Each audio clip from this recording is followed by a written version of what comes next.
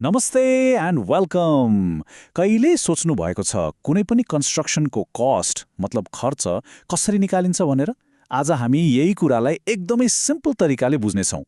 हो, खासमा कुनै पनि बिल्डिङ बनाउँदा लाग्ने खर्चको हिसाब किताब कसरी हुन्छ, कति इँटा, कति सिमेन्ट, कति बालुवा लाग्छ भनेर कसरी थाहा पाउने? आजको हाम्रो मेन क्वेसन नै यही हो।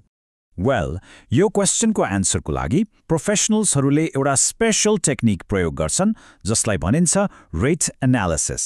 यो नै हो कन्स्ट्रक्सन कस्ट एस्टिमेसनको सिक्रेट। सो यो रेट एनालाइसिस भनेको के हो त? सिम्पल भाषामा भन्नुपर्दा यो कुनै पनि कन्स्ट्रक्सन वर्कको पर युनिट रेट निकाल्ने प्रोसेस हो। जस्तै 1 क्युबिक मिटर इँटाको गारो लगाउन कति खर्च लाग्छ भनेर पत्ता लगाउने, र यसमा मटेरियल्स, लेबर, इक्विपमेन्टको कस्ट अनि कन्ट्र्याक्टरको प्रफिट सबै कुरा जोडिएको हुन्छ। त्यसो भए रेट एनालाइसिस किन यति इम्पोर्टेन्ट छ त? पहिलो कुरा, यसले हामीलाई कुनै पनि आइटमको करेन्ट रेट के छ भनेर देखाउँछ। दोस्रो, कति मटेरियल्स र लेबर चाहिन्छ भन्ने एकदमै क्लियर पिक्चर दिन्छ। तेस्रो, प्लानिङको लागि मटेरियलको क्वान्टिटी क्याल्कुलेट गर्न मद्दत गर्छ। र सबैभन्दा इम्पोर्टेन्ट, कन्ट्र्याक्टरले दिएको रेट रिजनेबल छ कि छैन भनेर चेक गर्न पनि मद्दत गर्छ। ल, थ्योरीको कुरा त धेरै भयो। अब यो सबैलाई एउटा रियल वर्ल्ड एक्जाम्पलबाट बुझौँ न, हैन त? आउनुहोस् एउटा सानो म्याथ च्यालेन्ज लियौँ। हाम्रो च्यालेन्ज छ 48.50 क्युबिक मिटरको ब्रेकवर्कको लागि चाहिने मटेरियल्सको क्वान्टिटी निकाल्नुपर्ने छ, जसमा 1:3 रेसियोको सिमेन्ट मोटर प्रयोग भएको छ। ल, अब यो क्याल्कुलेसनलाई स्टेप बाई स्टेप ब्रेकडाउन गरौँ ताकि बुझ्न एकदमै सजिलो होस्।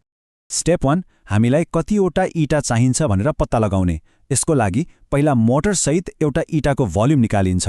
त्यसपछि टोटल वर्कको भोल्युमलाई एउटा इँटाको भोल्युमले डिभाइड गरिन्छ। र फाइनली काम गर्दा केही इँटाहरू फुट्न सक्छ, त्यसैले 5% वेस्टेजको लागि एड गरिन्छ।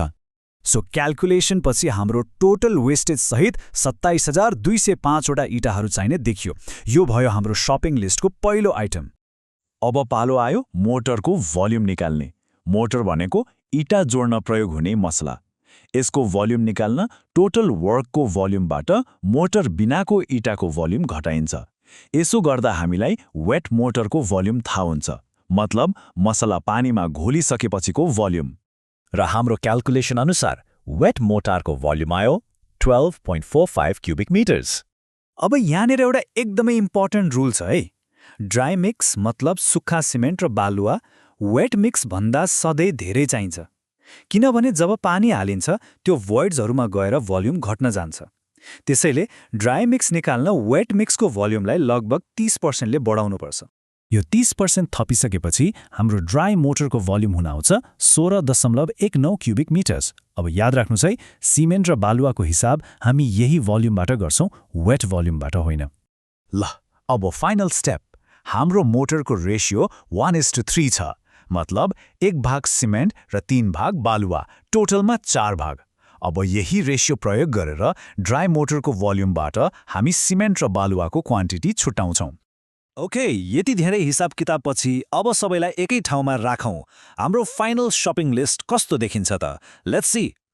ल हेर्नुहोस्, हाम्रो 48.50 क्युबिक मिटर ब्रेकवर्कको लागि चाहिने मेटेरियल्सको फाइनल लिस्ट यस्तो छ।